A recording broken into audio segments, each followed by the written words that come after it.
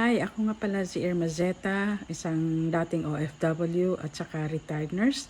At dito na po ako sa bahay ngayon at may work from home po ako ngayong ginagawa at part-time job lang po ito. Ako po ay nasa Online Business Academy o tinatawag na OBA. Sa ngayon po ay kumikita na rin ako ng 5 figures sa isang buwan at malaking tulong na po ito sa akin. Ang ginagawa lang po natin ay mag-reply at saka mag-assist sa clients at kailangan lang po natin ay isang cellphone o kaya laptop.